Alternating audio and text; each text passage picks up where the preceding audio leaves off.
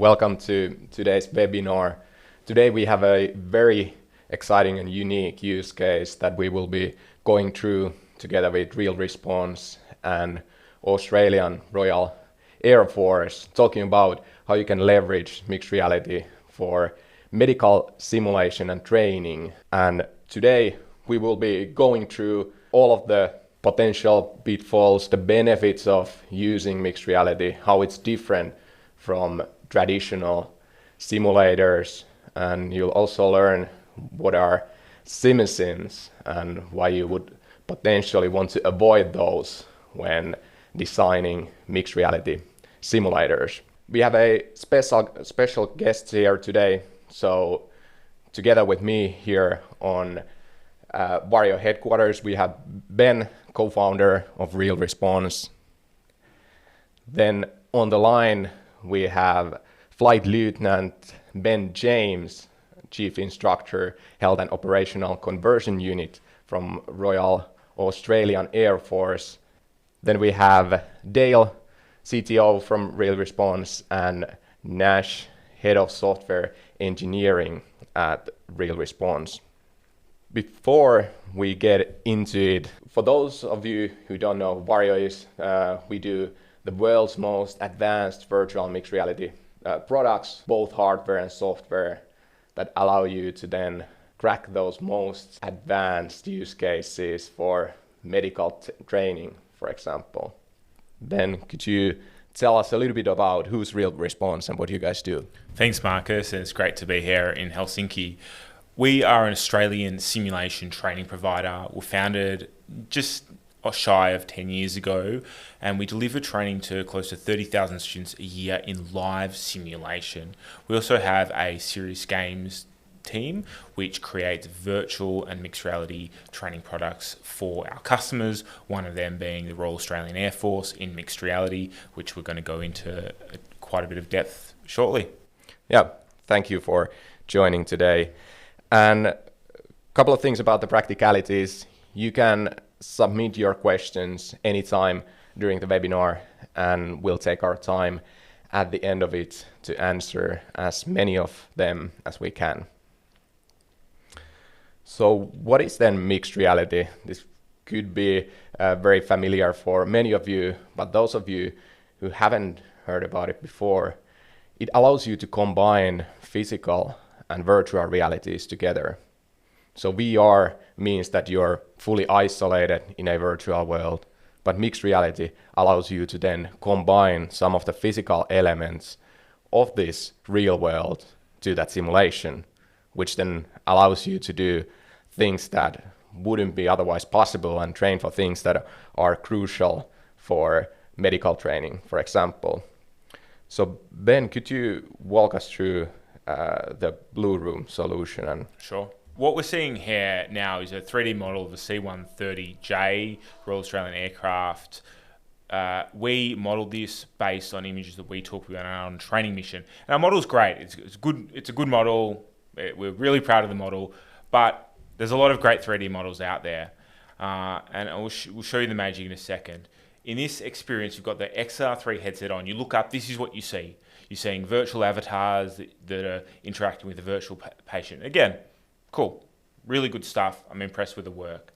No magic yet, but this is the magic. You look down, you see your own hands putting a real blood pressure cuff on a real mannequin, interacting with a synthetic monitor. So we're interacting with synthetic worlds, synthetic avatars, using your own hands, own equipment, interacting with a synthetic monitor. And this is the magic of mixed reality, when we can blend 3 layers of synthetic, real, and synthetic again. And that's what we've created, and obviously we're going to speak about in depth. And that's obviously the end solution, but what was your journey to mixed reality, and how did you first get started and understood that this technology could be potentially used for medical training? Yeah, really good question. Our journey started in live simulation, throwing in smoke and role-playing and fake blood and those type of making our medical training as experiential as possible, because we know there's a lot of evidence that simulation leads to better outcomes, and we wanted to try to do that in our live training. But there's areas where live training it's too difficult. That might be in aviation when you're relying on live aircraft, or when you're relying on big, expensive experiences that are just not practical in most times. So we looked to initially virtual reality, and we played around a lot with virtual reality. We've done a few projects, some of which we're really proud of, and we got into the market. Yet there was still a fundamental problem, which was inability to perform fine motor skills.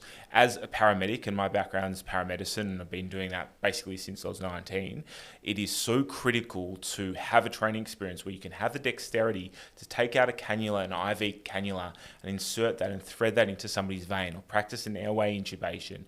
To have that dexterity is so critical. And VR is good for decision making, but those controllers do not allow that type of dexterity.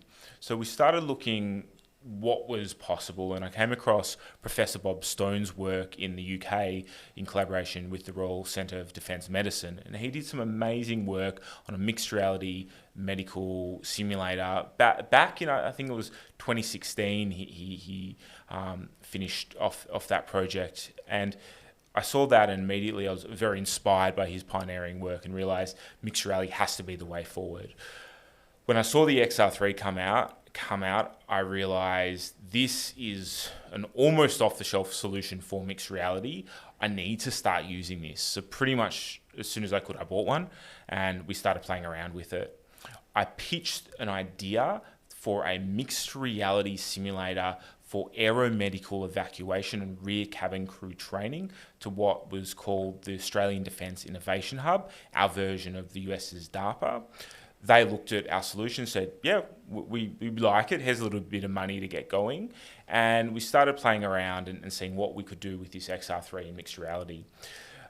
We then came across the Health Occupational Conversion Unit, where Ben James is from, and they were really our partners in understanding what the end use case was. We worked very closely with them to articulate that end use case, and they were our first adopter of this technology. So our system, once we're able to demonstrate the capability of our mixed reality simulator and how it not only solves the problem of access to airframes for training, particularly the C-130J, but also allow medics to practice their fine motor skills. We then delivered our Defence Innovation Hub project and then offered it to the Royal Australian Air Force for them to start using, as you'll hear in a moment. Yeah, and we have a video of that in action. So can you walk us through what's happening here? So this is me. I'm performing a airway intubation with an endotracheal tube. I'm wearing XR3 headset. I'm multiplayered with somebody else. So this is a networked multiplayer mixed reality experience on board a C-130J, where I'm using my own hands performing a airway procedure, now bagging the patient and playing around with the patient. That was actually at an Avalon Air Show trade show, demonstrating an ability for that dexterity in a mixed reality networked experience. And this was a use case that you did for the Royal Australian Air Force. So Ben James, can you tell a little bit more about the case study that you have done and what kind of benefits you've seen from using mixed reality when compared to the traditional ways of training? Yeah, certainly. So first, it's very good to be here. I just also have to say that all the opinions I expressed today are my own, not representative of the Australian Air Force. But that being said, traditionally when we train people, we had what we jokingly termed simisms. What that means is whenever we're actually training people, there's always that factor that the person that's actually receiving the instruction is aware that the instructor is there. They have limitations in what we can do. They have to ask us for input with regards to, okay, I've just taken the patient's blood pressure. Can you tell me what it is? I've just done this to the patient. Can you tell me what the outcome is? So it ends up being quite unrealistic. It changes the time and it changes the way that a real situation would flow, especially in an emergency situation or a critical care patient. So that was when we started looking for solutions, and the person that was previously chief instructor started working with Real Response to get a program in place that would enable us to capture as near fidelity as reality as we possibly could. And that's where the Blue Room came in, created by Real Response, utilising the Varjo XR3. The thing that was very important to us, as Ben Krinsky said, is we needed to ensure that the scenarios that we're running were able to replicate the fine motor skills that are required. The other thing that was very important for us is the people that we're bringing in to train are already qualified medics, doctors and nurses, and quite skilled, working in generally as reservists in exterior hospitals. We already knew they could do their jobs very well, but when we threw in the technicality and the limitations of putting them in body armour, making them carry weapons, it made it a bit more complicated. And then to make it complicated again, to put them on back of the aircraft, increase that level of complication. The issue we have, though, is where we do all our training is located about 1,000 kilometres away from where the C-130Js are located, because we train on multiple different air platforms. So we had to come up with a solution where we'd be able to train people on as many platforms, including the C-130, as we could, and that's where this system that we now have in place that has incredible potential, that's where it came into being. So what kind of simulators did you use previously before the Blue Room mixed reality? This was what we used where we couldn't get access to a real airframe. So this is actually a C-17 simulator. And as you can see, even though the parts are there on the wall, we literally just have laminated photos taken from inside the aircraft to try and make the student feel like they're semi-immersed in it. The problem is you realise you're not. You've got so much room to move around. You've got that nice big brick wall at the end there. It's just, it couldn't get that immersive level that we needed.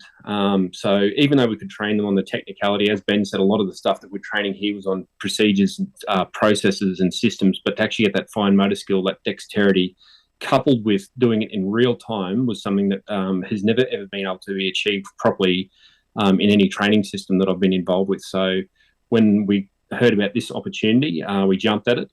There was a issue that we faced where some of the other people involved in the decision-making process didn't understand what mixed reality was, and that was a very big challenge for us. So far, I've been putting through anyone that wants to come and have a look at the Blue Room just so they can understand its true potential. So I don't care if they're medical people or not. I had dog handlers, I've had our security forces come through.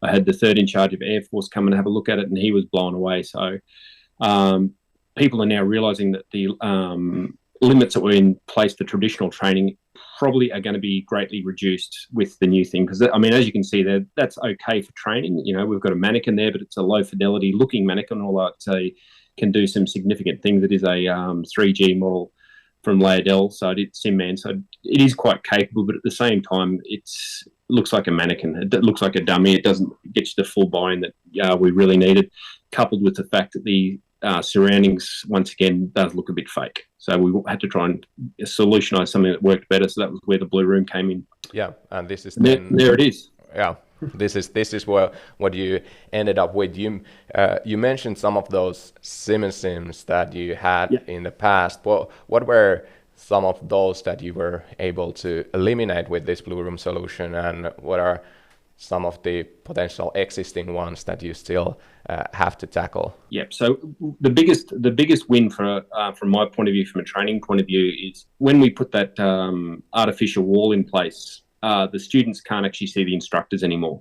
So the benefit for that is once they're in there, they're on the back of the aircraft, they're fully immersed. The only people they can see are their patient, which is a high fidelity mannequin, and the other crew members that they're training with. So even if they turn around and see a room full of people, they won't be able to see anyone there at all.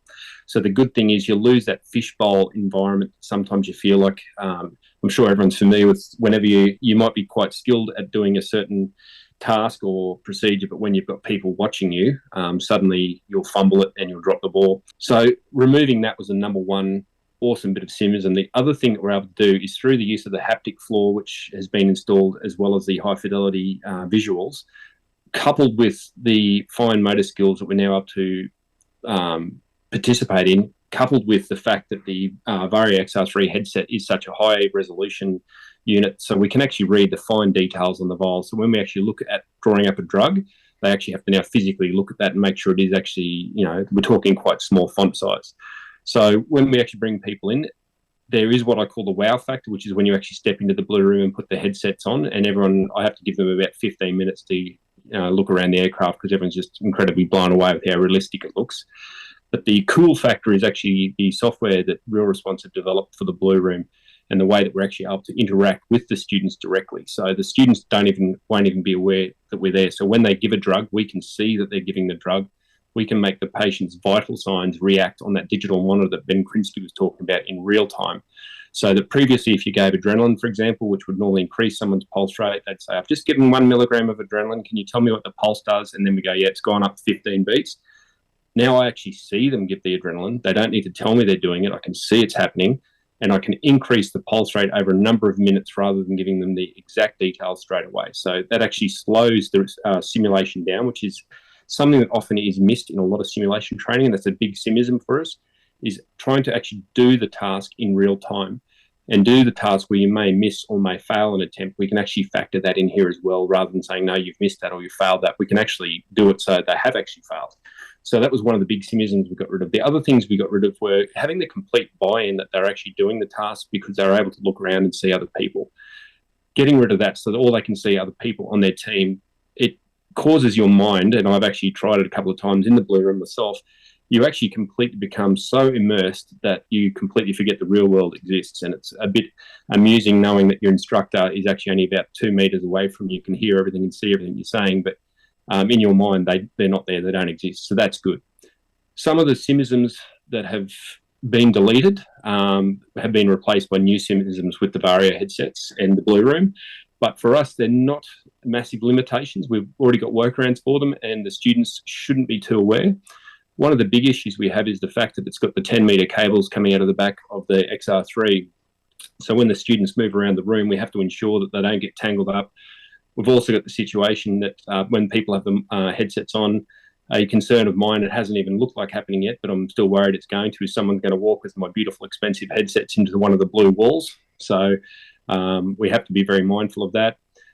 We also have some situations where the tracking sometimes at the moment, and it's not very frequent, but sometimes the tracking will play up and it will change the orientation of the patient in the aircraft a bit just because the digital misaligns with the reality.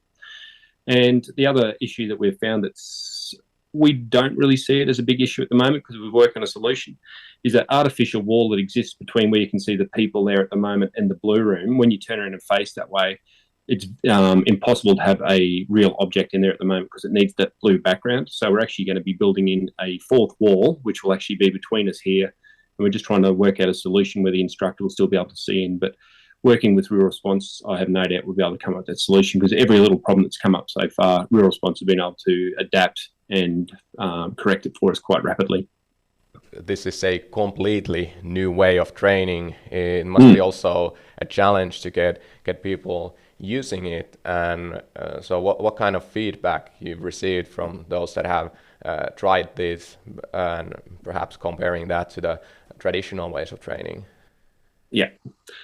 So with the first people we had have a look at the training system come in, have been absolutely blown away. We're actually running, so the training that we provide at HOCU, Health Operational Conversion Unit, is for aeromedical evacuation crew members, and we also train military critical aeromedical teams. So they're basically ICU physicians, nurses. We're running our first live full course on that in about 2 weeks, so I'll be able to give you more feedback then. But at the moment, the feedback we've had from the people that we've put through it has actually been blown away. Little details that, so when you're on the aircraft, they have non-slip, basically sandpaper bits stuck on the ground so you don't slip over. If you kneel on one of those in real time, they're quite painful and you'll learn to avoid it. When people are kneeling down in the simulator, you can actually see them readjust their knees so they don't kneel on the digital bit of sandpaper that's on the floor. That's how hyper-realistic that it is. So that when they're actually delivering the training, we're actually able to get that biometric feedback through the Garmin watches, and we can actually see the stress reactions of the learner that's on the back of the aircraft. And when they can try and deny or say, you know, this is the part that I like quite well, being a bit of a rugby union fan, is whenever I tell them they've done something wrong and they say, no, I did, I can go to the video referee and we can go upstairs and the video referee says, no, you indeed did not put your gloves on, and that way I can actually look at that. The other good thing is I can now give the students feedback so they can actually re-watch what they saw through their own eyes, through what we saw, because we've got a camera up in the sky called our God mode. So they can actually see specifically what they did wrong. And it's not necessarily to point out their limitations or their faults. It's actually to make them aware of those limitations and faults. So that actually makes them a much better clinician in the workspace. So overall, everyone's loving it so far, short version. Do you already have some kind of data on the training outcomes using mixed reality when compared to the traditional ways of training, or potentially how that has changed now that since you have all that data available? Is there something extra that you can do with that? Yeah, so the training that we've conducted so far, as I said, it's only been quite limited. We're doing our first proper big full course on it in about a week and a half, 2 weeks. But the data that we've been able to collect so far on the actual learner's ability is actually quite significant. So previously it was all very much down to what the instructor observed, and it's very difficult for the instructor to be able to see everything. We can't always hear the communication because in this simulator that the team at Real Response have built, we've got the haptic feedback on the floor, so the floor vibrates at the same level as the C-130. We've got the noise of the C-130. We've got the headsets, the audio headsets, which they're not actually have on that photo, but they wear an audio headset as well. It adds in that extra layer of complexity, but not just for the student learner, but it also adds that level of complexity in for the actual instructor. We've actually been able to scrap that away. So when we actually run these scenarios, as I said, they run it in real time. So the actual learner is, when they have to put the IV cannula in, they have to put the IV cannula in. When they give a drug, they can't turn around and say, what happens now? They actually have to wait for the drug to take effect. So from doing that, the skills that we're actually getting from our medics, doctors and nurses has actually significantly increased. And we've even noticed that just over the short time, just doing the in-house training with our team, noting that the team that I work with, we're all very skilled at aeromedical evacuation. Most of us has done, we've been in the Air Force 15, 16 years, most of us, so we've done quite a few aeromedical evacuations, deployments to Afghanistan and other places. So we already have those skills, but being able to enhance them, being able to actually rehearse, being able to replay something that we may have done wrong and how could we have done it better, that's where our big value is at the moment. So that's the thing that we're actually quite excited about, is being able to actually get people in, and then you can come out and watch as a third person. You can actually watch what you did live through a mixture of what you saw and what you did. So from our point of view, the level of outcome that we're getting for our clinicians has significantly gone up, just due to the fact that it is so immersive and you can actually go back and replay what you're seeing. So how are you then planning to develop that going forward? Are there some aspects of it that you would still want to improve or develop new things for it? So one of the feedback points that we've got, and it's something that I get asked, not a fair bit, but I've been asked quite a few times, I guess I'd say, is how come you didn't get the wireless version of the XR3? And I said, because it doesn't exist yet. And I said, Varjo will be working on that one day, I have no doubt. So that is one of the limitations that we do have. But the way we're looking at developing it at the moment, because it was a very difficult concept, like we understood it fairly well at our unit and our bosses understood it, and there was a lot of buy-in. But we're only limited to building the one airframe at the moment. So we've built the C-130. So what we want to look at doing is we want to develop one for the C-17 aircraft. We want to develop one for the C-27 aircraft, which are the other platforms that we'll do aeromedical evacuation on. We also wanted to look at developing a TCCC program where we'd actually be able to do combat casualty care for the patient. So there's a whole exciting avenue where we can actually go with this. And the beautiful thing about bringing people through where they actually have a look at what the blue room is at the moment means that people can now understand what it is. So when we try and talk to them about other possibilities or where we can go or how we can develop the training, about the fact that we can now incorporate a real patient in there if we want, as well as the mannequin. So we'll be in a situation where you'll actually be working with a real patient, giving the live feedback or simulated. It'll be a real person, but a fake patient, I should clarify. So we'll be actually working with the real patient, so they'll actually be able to get that live feedback. Once we achieve that level of autonomy and immersion, there will be no requirement for the instructor, because it'll be purely driven by what the patient says, does, and how they react.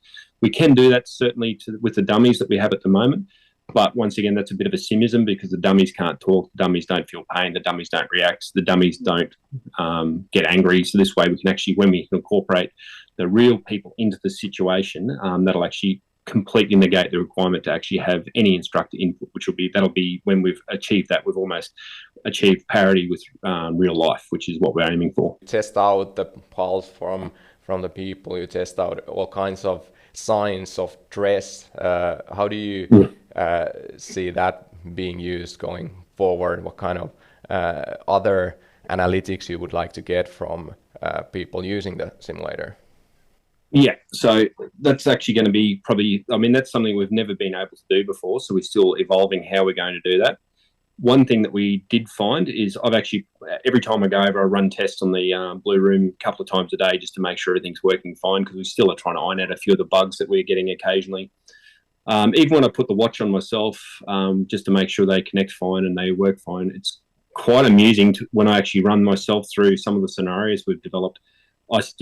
I'm still having the stress reaction. So you can actually, when I go out, I can actually see where stuff started going a little bit pear-shaped for me. So in doing that, I'm actually able to now predict how I'm going to react in that situation. Because when your pulse rate gets above about 125, you actually lose your fine motor skills. You start losing that. I go back to the gross motor skills. So we're actually getting our people to train where we can get them to that point when they lose that fine motor skill, and that's when the errors of manual dexterity will start creeping in. So the good thing for us is once we're aware that that's a situation that can occur, we can actually now start training through breathing techniques and that sort of stuff. So that's what we're looking at for the future. Being able to future-proof our medical people on the back of the aircraft to know how they're going to react, not think they know how they're going to react. That is the big key for us for the biometric feedback that we're getting. And the way it's developing at the moment with Garmin and other companies where they look at how that can actually, work. I was a bit skeptical at first because I thought it was just going to be a pulse monitor, but I put it on and I actually realised it does genuinely reflect my stress levels. When I've got a patient that someone outside has decided they want to crash, make their pulse zero, and I've now got to try and resuscitate them. When you have that level of fidelity, even though I know this system back to front, but you see my stress levels going up, that is for me absolutely brilliant. And that's for the learner outcome and being able to get them to experience that. And if things are starting to go pear-shaped, I can press pause and I can speak in because I'll have the headset on as well and say, okay, guys, stop for a sec. Let's talk about what's happening. So being able to actually do that is something that's going to be revolutionary in how we actually do our training. And of course, putting all this together is no easy task. So Dale, can you walk us through what kind of technical setup you require to actually pull this off? Absolutely. Thanks, Marcus. First, I just want to say it's been really amazing to work with Ben and the team at HOCU. As you can see there, they've at every point in time they've been as invested in this project as we have, and to have sort of such technically capable and intelligent people to work with and really partner with. We've never felt like they're a customer. They're really our partner in this build and partner in what we're doing. It's just been really phenomenal. In terms of the technical setup, a lot of it's been driven by the requirements at HOCU as well. And a lot of the ideas that we've developed and sort of expanded on came directly from them and what they see as the gaps in their training and sort of the things that they need to address. So you can see the layout here on the screen at the moment. We've talked a little bit about the mannequins. So the mannequins that we use are life cast mannequins, and they're hyper-realistic mannequins that have very realistic appearance. You can inject them, you can draw blood. They have a realistic lung system and things like that, throat and lungs, so you can stick different instruments into them and down them. And they also, as you see in some of the footage there, they match the environment quite well.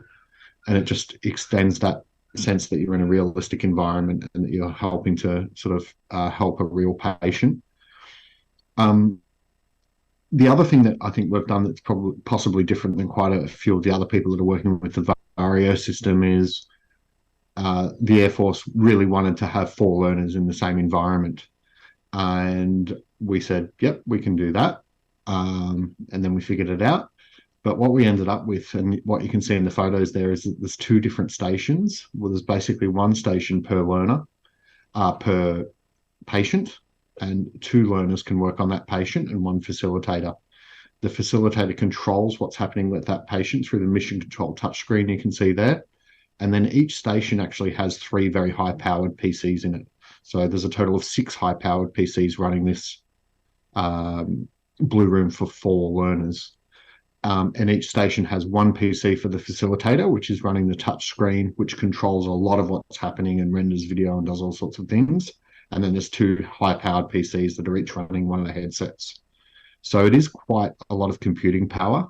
Most of the people that we have come in and look at what we're doing, we tell them this is the best computer you've ever seen and that you're ever likely to see. but it's a beautiful thing to see it all in action. There's a lot of moving parts, but they're all working in symphony. And by the time you put your headset on, that's what's creating the magic, really. The other things you can see in that room in particular are the big frame, and that was all built by the Air Force Engineering Department. And that was quite amazing because we got to actually spec out exactly what was required for that sort of four-learner environment, four-learner blue room. And they built it to perfection. So you'll see there's rails along the top that sort of help to support the cables. All of those rails are built so that there's places to put the lighting, put the base stations and things like that. And as Nash will describe a little bit later, the physical environment meshes perfectly with the software environment that we've built. So, and that's it's a safety issue, it's a realism issue. There's a lot of issues involved in that you sort of come across as you're doing it. The other thing that you'll see that Ben mentioned was the strip down the middle is actually from a real C-130. And then that extends into the virtual C-130 and is matched pretty closely to the floor of the C-130. So when you're in there, you've got the real stanchions, which are the poles, you've got the real stretchers, you've got the real floor, and then it's all surrounded by the virtual environment.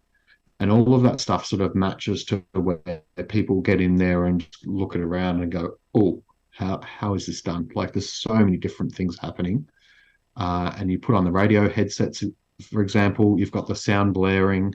You put on the radio headsets, you can chat to other people. It really does emulate what's happening on the C-130 Hercules.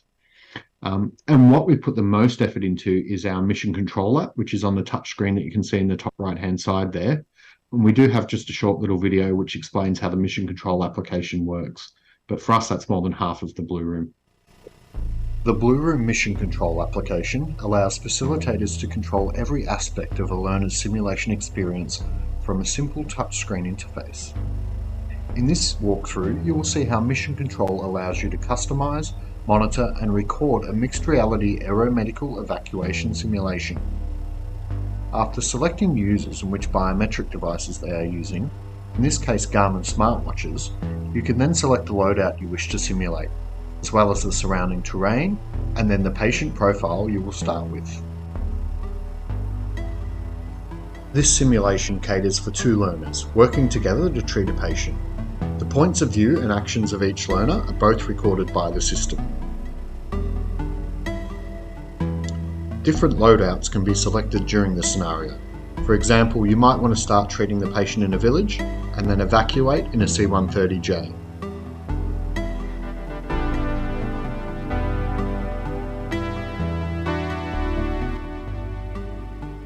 Likewise, the terrain you are flying over can be changed to desert, sea, forest or any real location in the world.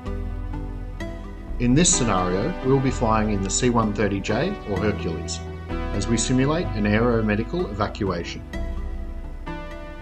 The volume of the scenario can be changed depending on the level of audio realism required. Live learner biometrics feed into the mission control application from the watches the learners are wearing.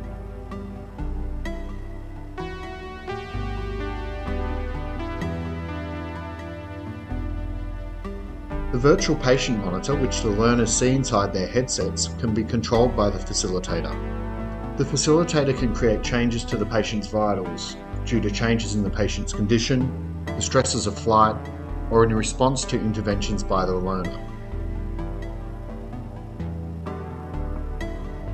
It's a lot of hardware that needs to go seamlessly together, but it's not just hardware, so it requires a lot of unique software development as well to get all of those sensors working together with the content. So Nash, can you tell us a little bit, how did you manage to put all of that together on the software side? Thanks, Marcus. Yeah, so there's a lot of pieces of software that run Blue Room. We've obviously got mission control, as Dale has just talked us through. That's really the heart of Blue Room. So with mission control, what we were trying to do was to give power to the facilitator so that they can control every aspect of the Blue Room. We really focused on making it easy to use. And to do that, we created something we call Launchpad. And this allowed the facilitator to turn on the system with just one switch. So we have a physical switch on the side of one of those cabinets that you just saw, and the facilitator just needs to turn that on and the system comes on. So all the computers switch on and mission control starts automatically. So the facilitator doesn't need to interact with the operating system at all. They don't need to look for different EXEs and different shortcuts. They just start the system and mission control starts. And they follow a few prompts and they are able to use Launchpad to start what we call the Blue Room environments on the other computers. So the Blue Room environments is something we developed in Unreal, and this is the virtual environment that when you put the headset on, you got the physical and you've got the virtual. In this case, it's the C130J.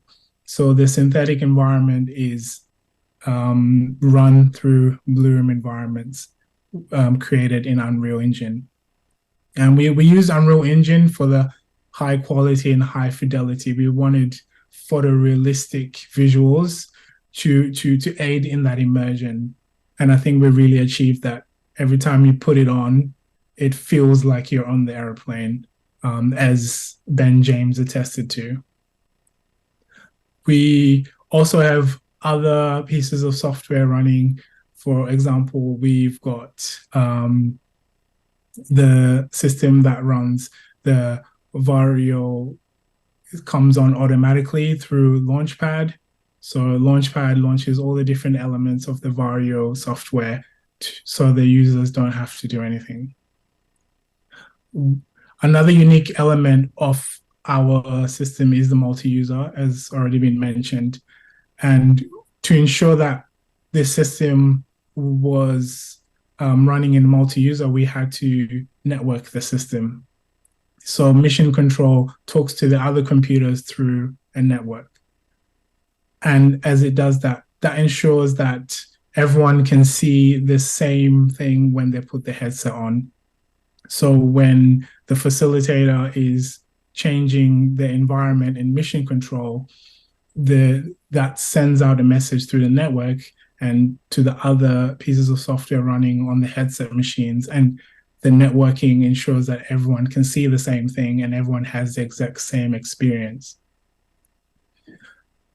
We had a lot of hurdles in ensuring that we created a multi-user mobile system.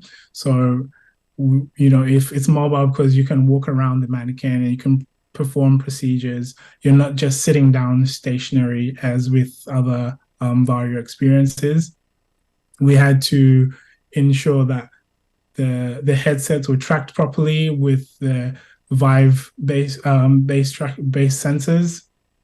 And we had to figure out where to position them and how many to have in the environment that were optimum for the size of the space that the trainees were in.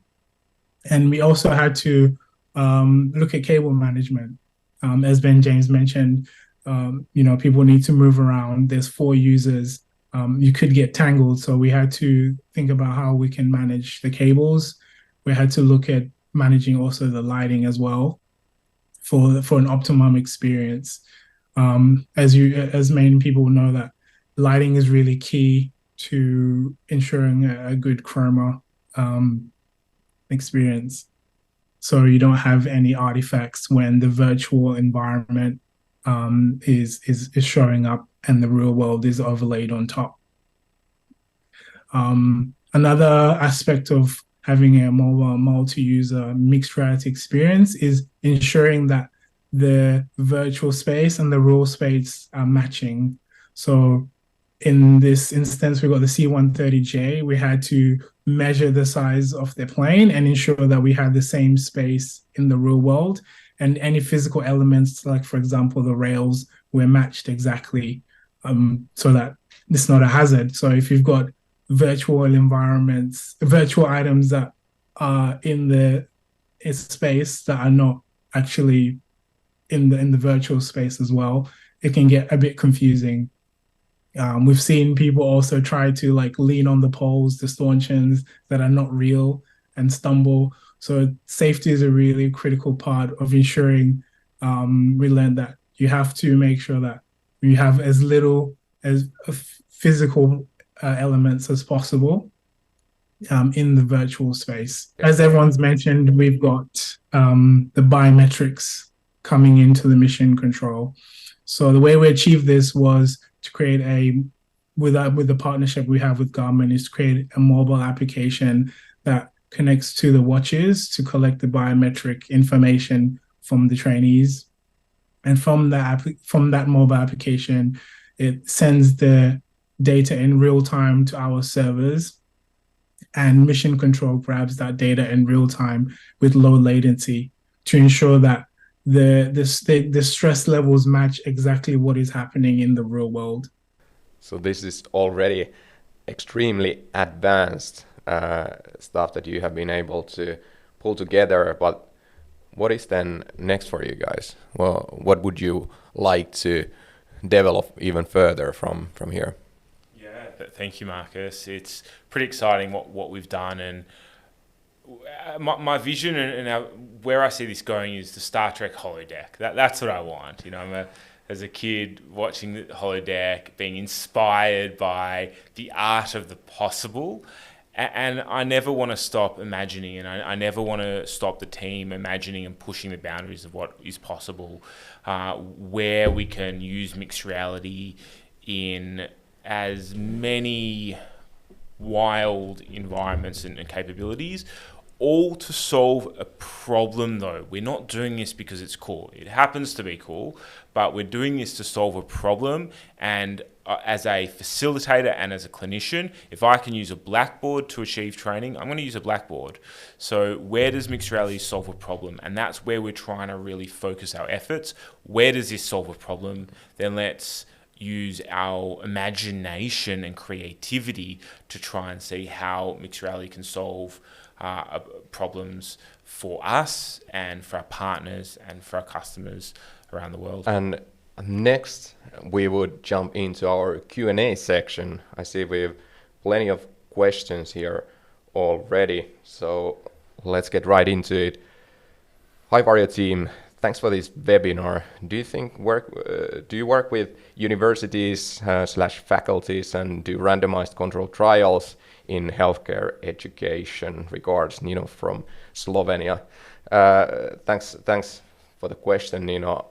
We do a lot of work with universities in many different areas. Of course, we as a product company, we have to focus on what we do best. So oftentimes means that we don't have all the resources to do all of the research ourselves, but we have to partner with universities, and we do our best to assist in any way we can, but oftentimes our involvement in those randomized controlled trials, for example, wouldn't be hands-on. It would be more on the universities to do that work. And if there are any projects you have in mind, we are always happy to talk about those, and we're always want to see more and more research done on VR mixed reality, since this is such a new area that it benefits all of us, not just us who develop the technology, but everybody who wants to apply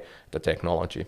Has research or tests been carried out on objective measures such as pulse, stress hormones, eye movements, etc., to measure physiological responses in the participants who use mixed reality and compared to physical simulations? Yeah, Ben, do you have some experience in your use case regarding this? Thank you, Marcus. So to repeat the question, it's have we done any independent validation on the biometrics and compared it to live simulation? The answer is no, we haven't yet.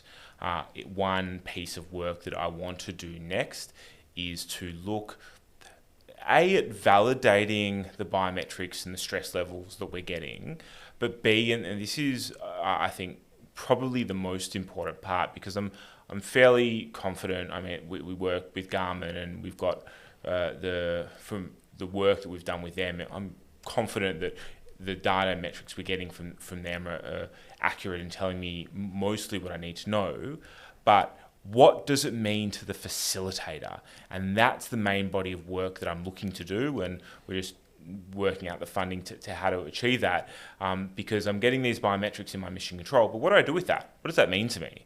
How does that help me as a facilitator? Ben mentioned, if stress is above 125, and yes, there's some research out that will show that somebody's fine motor skills deteriorate, but we really need a way to present this to a facilitator who walks in off the street and can help them interpret what these metrics actually mean. Furthermore to that, it's critical to remember that these metrics need to be taken in context with everything else. You need to look at the holistic picture of the way a student is performing and take those biometrics in context. So in answering your question, no, we haven't done that independent validation. It is next on our roadmap of things to do, combined with putting together a body of work to present to the facilitator of what this all means and putting that all together for the instructor. Yep. Then we have a question on AI. Hari Haran asked, is it possible to make suggestion by AI for an emergency? For example, if someone heard the patient needs stitches, the AI will suggest that how many stitches and where the stitch with some highlighting point in human. Yeah, Dale, do you want to take that one? Yeah, sure. So we part of our initial funding through the DIH was to examine how AI can be used to detect various interventions. So far, I've got to be honest, we've had a bit of trouble with it. And we've had a few companies sort of put their hand up to help, and they've had similar amounts of trouble. Where the trouble comes from with the medical interventions is, for example, with things like tourniquets and syringes, as two examples. A tourniquet, when you twist it around, it's a bit like a little belt. There's a million different views of a tourniquet, and it's really hard to detect that that's a tourniquet, even for the most advanced AI people that we've spoken to. Likewise with the syringes, and a lot of the medical equipment we use is semi-transparent and very reflective. So that also creates a lot of issues for AI at the moment in particular, and just the amount of computing power that's required to go, yeah, that's a syringe with a fridge in the background that's reflecting a person's face in front of them in a largely red environment. There's just a million different views. You think of a syringe as quite a simple thing, but when the AI is looking at it, it can't really see that. So that's definitely something we're quite excited about. In terms of mapping, this is where the injury is, or this is where something's happening. We can probably do that without AI largely. But then in terms of, really using AI for these medical interventions, we've hit a few, I'd call it stumbling blocks, because we're getting sort of 70%, 80% detection rates. But really for learning, that's not good enough, because it means that 20% of the time you're giving people completely the wrong answer or completely inaccurate information. So I'd say we're working with people that are absolutely at the cutting edge of that technology. And we're excited about how quickly it's going to ramp up as well, because we've seen how quickly everything else is happening with AI. So, in a month, I may be wrong, but at the moment, that's sort of where we are. Then medical treatment on moving aircraft would give additional stress and difficulties. Are there any plans to incorporate this into a moving simulator? I think you already have a platform. Do you want to tell us a little bit more about that? I think it was just shortly mentioned during the webinar. Sure. So I'm interpreting that question as, is there any roadmap to put on a full motion platform? The answer for fixed wing is no, not really, because it doesn't really solve any problem. If we're thinking about a fixed wing aircraft, the medical teams, and this is feedback from Ben, is they're fairly stable. They fly fairly stably, so there's no really need to train with a full motion platform, because if that is occurring, if there's any maneuvers occurring, then the medical team should be belted in. We do have a haptic flooring, so the whole floor is vibrating, so it feels like you are on board a Hercules. The motion platform, where I see that coming into play, is more for rotary wing. And yes, we do have some ideas, and we are excited about the potential of taking our Blue Room, putting onto a full motion platform for rotary wing, where you are operating in the rear of that aircraft, and the helicopter is banking and moving all over the place. So that is more critical for a rotary wing experience, but not so much for a fixed wing. Yeah, and I see that Ben James would have also something to add. Yeah, so we call it the stresses of flight. So whenever we work in an aviation environment, we have to take into consideration a number of things: G-forces, humidity changes, oxygen partial pressure changes. There's shakes, there's temperature, there's barometric changes as the pressure changes as you go up in altitude. And there's also the noise. So what the team at Real Response have been able to do is factor in the noise and factor in the shakes for us. We've already got the vibrations in. The other stresses of flight we're concerned about, G-forces really only affecting takeoff and landing. So as Ben said, we're normally stable at flight, so there's no requirement to really work in that environment, because most of the stuff we're going to be doing is at cruising altitude. All of the other stresses of flight, so such as oxygen partial pressure, barometric changes, temperature and humidity, we can actually already factor that into the training that we're doing with the Blue Room mission control. So we can actually factor in, we can give the patient a lower oxygen saturation rate artificially. So for our point of view, the stresses of flights are already met within the system as it exists at the moment. Thank you. And then we have a question from Mikko. How much training is needed for people who operate the technology? So I think this means the people that actually use the technology, how much training they need to do beforehand before they are actually proficient to use it, because it looked like a very complex setup, but is it really that complex in real life? Yeah, no, great question. And in a moment I'll pass to Dale to go into a bit more detail about that. But we've tried to keep it really, really simple. And as Nash said, and I'm so proud of the team for what they've achieved, is there's one big fat black button on the side of the thing. You pull it on and everything works. It's phenomenal what the team done. But there is some training. It's not as simple as a standalone VR headset. And maybe Dale, you can go into a little bit more detail about what's required for the end user to operate this. Yeah, absolutely. We've been very fortunate, as I said, to work with Ben and his team, who are really on the ball, Ben James and his team. One thing that was interesting for us is while we were developing the facilitator guide, and we do have a full printed book that goes along with the Blue Room, we really realized some parts of this process were far too complex. And that's where we come up with the single switch solution and a few other things, because we sort of started to write down, then you click here, then you click there, then you click here. And as we were writing them, we were thinking, a computer can do this. So part of writing and our facilitator guide, because we've bought so much equipment, we have a lot of guides. At the end of it all, we looked at our guide and we were really proud of the fact that our guide is really well produced and it's really informative, and it's a lot better than a lot of the other manuals we got with the other equipment. We've been looking to simplify it as much as we can.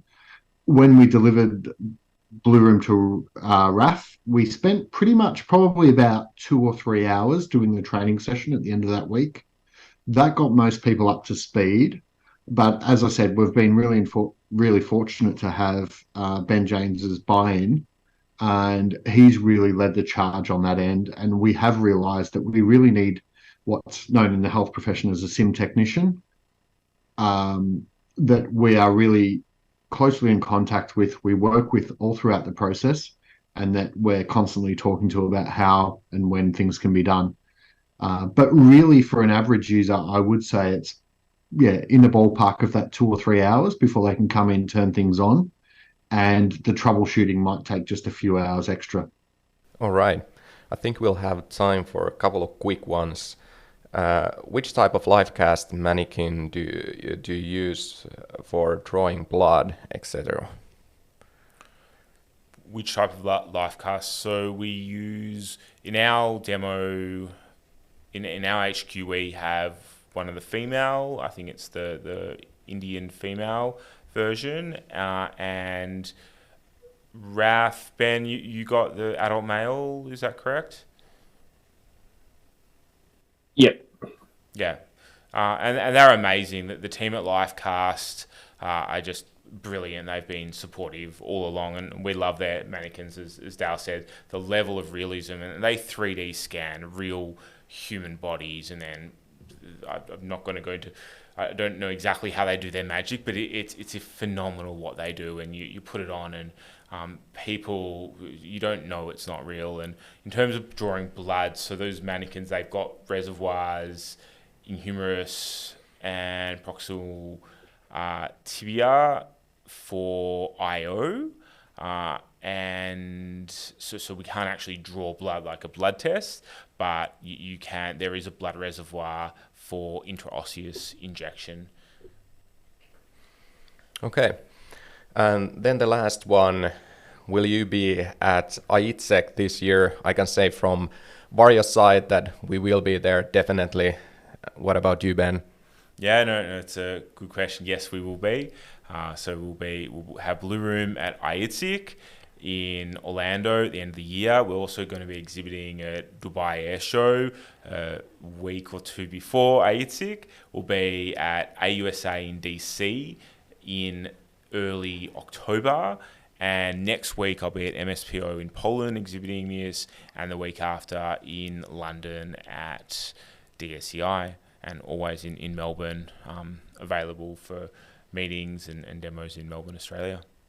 Yeah, and also if you want to learn more about Varjo, you can check out varjo.com or download the product book here on the slide. Thank you everybody so much for joining today, and a special thanks to our panelists from Real Response, and also Ben James from Royal Air Force for joining this webinar. Very interesting discussion today.